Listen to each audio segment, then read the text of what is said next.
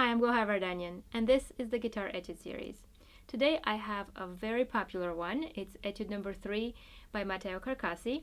And even though there are many YouTube recordings of this, I figured since it's so popular, it belongs in this Guitar Etude series as well. And a second reason I had to do it this week from any other week is because I broke my index fingernail a couple of days ago. First time in many years, actually. I guess no one's immune.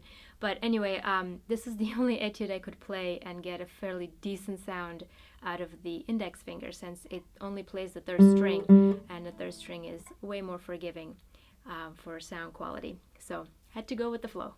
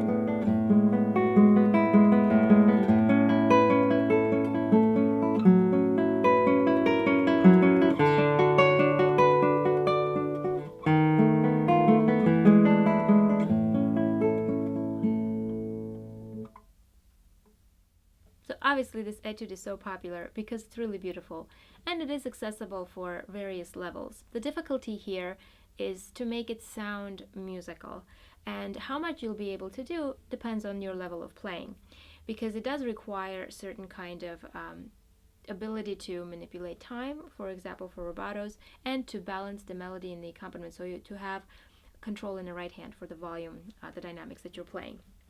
So what I would suggest you do after you have learned the etude and you are fairly fluent with it, where you can play from the beginning to the end without any stops in between chord switches, I would go back and learn to play the melody more at a different volume. So you will have two layers. You will have a bottom layer of the accompaniment being light, and then a louder layer of the melody. And for the beginning stages, that's all I would do. Just have two things going.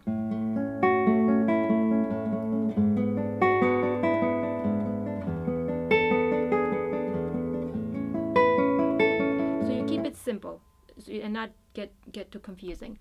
Once you are comfortable with keeping that dynamic level in the right hand, having the A finger play above the other fingers, then you can go back and add another layer of musicality by doing the dynamics within the melody. So you have now 3 dynamic levels. You have this louder, the first F sharp, and then a little bit softer on the E. So you have a resolution that's softer.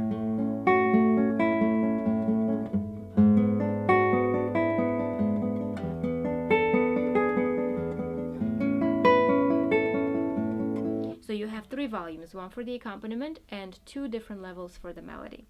Once you're comfortable with that, you can go back and add even more dynamics in the accompaniment. So sometimes what helps is, because the guitar is a decaying instrument, once you play a melody note, you can't really crescendo it, but the accompaniment can help you kind of fake it. So, for example, for the beginning, you can crescendo towards the F. Another one.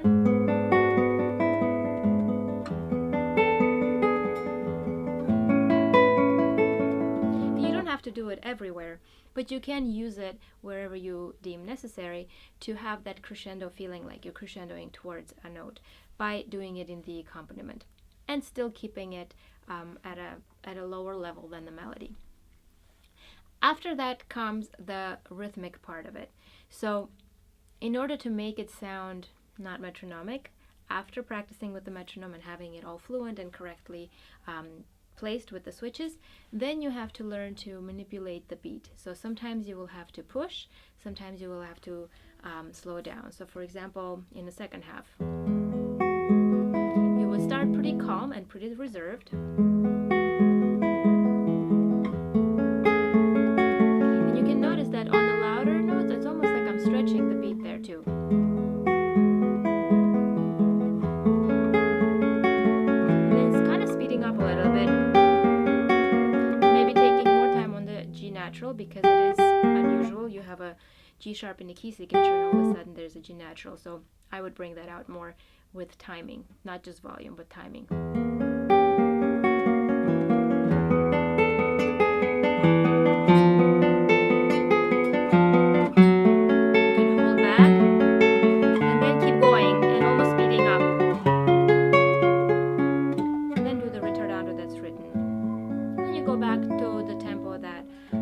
Tempo and calmly because it is piano.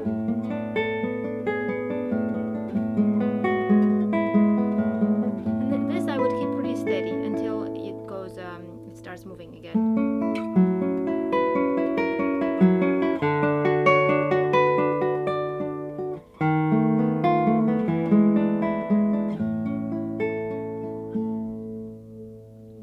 So there is this push and pull rhythmically. And I forgot to mention when I was talking about the dynamics, as you add texture, so you have your melody louder, accompaniment softer, that's your basic layer.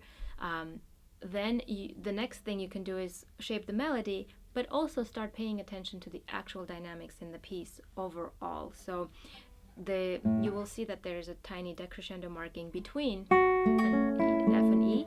That's one different layer. But then you also have underlying bigger dynamics of piano, forte, crescendo that is over a couple of chords.